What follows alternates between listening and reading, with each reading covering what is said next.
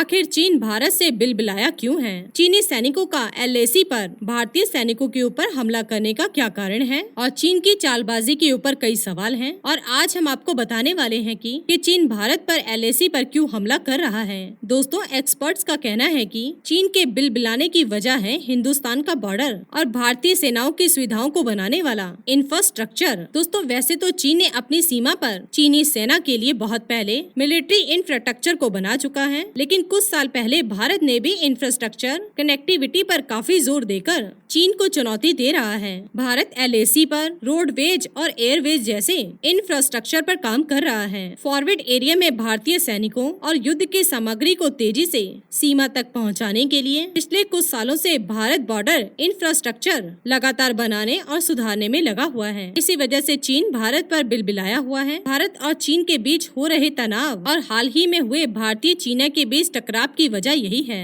दोस्तों, भारत अभी भी बॉर्डर इंफ्रास्ट्रक्चर में चीन से काफी पीछे है, लेकिन भारत ने लद्दाख से लेकर अरुणाचल प्रदेश तक 3488 किलोमीटर लंबे लाइन ऑफ एक्चुअल कंट्रोल के विवादित क्षेत्रों में रोड और एयरवेज को बनाकर भारत लगातार चीन को चुनौती दे रहा है। लद्दाख में चीन की तरफ से तनाव बढ़ाने वाली हरकतों का कारण भारत की बॉर्डर इंफ्रास्ट्रक्चर को लेकर आक्रामक होना है। मोदी सरकार ने पिछले साल 255 किलोमीटर लंबी तारबुक सोप और डोलर बैक ओल्डी जैसे रोड को पूरा किया है। इसके अलावा अभी भी कुछ रोड और पुल को बनाने का काम चल रहा है और अब तक डीएचपी रोड पर कुल 37 पुल बनकर तैयार हो चुके हैं। यह पुल देव सिंह और गलवान घाटी तक जुड़ता है, जिसके कारण युद्ध की स्थिति में भारत इस पुल का इस्तेमाल करके भारत अपने हथियारों को उस सीमा तक जल्द और बहुत ही आसान तरीके से पहुंचा सकता है। ये पुल और सड़कें भारत के लिए काफी अहम हैं। इन रोडों को कई गहराई वाले इलाकों और ऊंचे पहाड़ों से जोड़ा गया है। सैन्य अधिकारियों के मुताबिक यह सड़कें लद्दाख की सीमा में अपने सैनिकों को पहुंचाने में काफी मदद दे रही है। दोनों देशों का बेहतर इंफ्रास्ट्रक्चर का मतलब है कि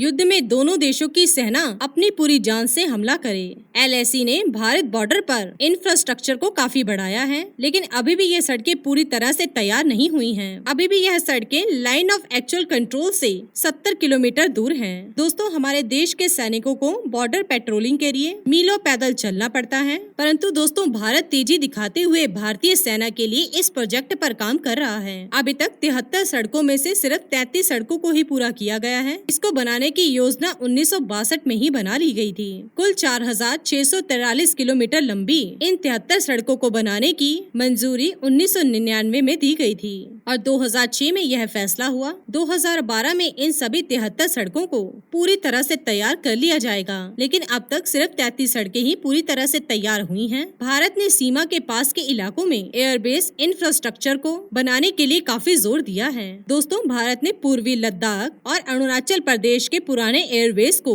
फिर से शुरू कर दिया है और विकसित करने का काम काफी तेजी से जारी है। अब इन एयरबेस में 17 ग्लोब मास्टर और 130 विमान आसानी से लैंड कर रहे हैं। इन विमानों की मदद से अब भारत अपने सैनिकों और युद्ध के हथियारों को आसानी से सीमा तक पहुंचा सकता है। दोस्तों, भारत ने डोलर बैक ओल्डी में दुनिया की सबसे ऊंची जगह पर हवाई पट्टी का निर्माण किया है। दोस्तों, इन्हीं कारणों की वजह से चीन भारत पर बौखलाया हुआ है और सीमा पर ऐसी हरकतें कर रहा है। दोस्तों, भारत जिस तेजी से पास रोड और इंफ्रास्ट्रक्चर का काम कर रहा है, उससे साफ है कि चीन चाहे जितना उछल कूद मचा ले, भारत उसकी इस हरकतों पर ध्यान नहीं देने वाला है।